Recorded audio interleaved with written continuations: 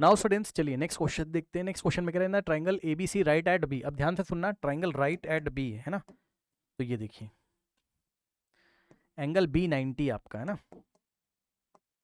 मान लो यहां पर क्या है, ए है, ये ए है, राइट एट बी यानी कि बी पे 90 और ये रहा सी। अब इस डायग्राम को दो बार बनाइए, 2 टाइम्स। क्यों? क्योंकि क्वेश्चन ही ऐसा है। एक बार यहां बनाया और सेम डायग्राम यहां बनाया। साइन ए उसने दे के रखा है 7/25, तो साइन एंगल ए के लिए साइन रेशियो हमें दे के रखा है कितना, 7/25। और साइन होता क्या है, sine perpendicular upon hypo. Sine क्या होता है, परपेंडिकुलर डिवाइडेड बाय हाइपो। ठीक है, इसका मतलब परपेंडिकुलर को 7 के अज्यूम करना पड़ेगा, तो एंगल ए के सामने वाला ही तो परपेंडिकुलर माना जाएगा ना, तो ये हो गया 7 के, और 90 के सामने वाला हाइपो यानी कि एसी हो गया हाइपो, तो हाइपो कितना हो गया 25 के। अब पाइथागोरस लगाओगे तो ए बी की लेंथ आ जाएगी। मैं डायरेक्ट निकाल दूं, ए बी का स्क्वायर कितना आ जाएगा बताओ, ए सी का स्क्वायर माइनस बी सी का स्क्वायर, यही हो जाएगा। ठीक है, नाउ अब ए सी की जगह क्या रखोगे 25, तो 25 के का स्क्वायर मतलब 25 के का होल स्क्वायर, और बी सी का स्क्वायर मीन 7 के का स्क्वायर, 7 के का होल स्क्वायर। ऐसे सॉल्व कर लीजिए, आंसर विल बी 24 के।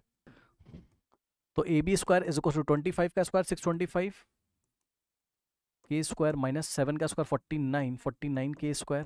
भाई चेक करना जरा कैलकुलेशन जो बच्चे ऑनलाइन है, ए बी का square is equals to 625 minus 49 कितना होगा 576 के स्क्वायर, और यहाँ से स्क्वायर हटाओगे तो A B is equals to इसका स्क्वायर रूट लोगे, स्क्वायर रूट ऑफ 576 के स्क्वायर, तो 576 का स्क्वायर रूट कितना होता है 24, क्योंकि 24 का स्क्वायर रूट 576 होता है और के स्क्वायर का स्क्वायर रूट के होता है, यानी कि ए बी की लेंथ कितनी आ गई 24 के यूनिट्स। ठीक है, तो यहाँ पे आ गया ए बी कितना 24 के यूनिट्स।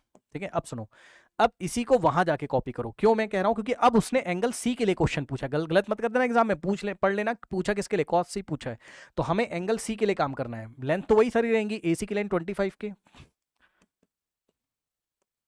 ए बी की लेंथ 24 के, ट्राइंगल वही है, ट्राइंगल वही है, लेकिन इस बार टिग्नोमेट्रिक रेशियो कॉस सी पूछा गया एंगल सी के लिए है ना, और बी सी कितना है 7 के। ठीक है, अब लगा दीजिए कॉस सी अगर आप निकालोगे, कॉस क्या होता है base upon hypo, base upon hypo, सही है।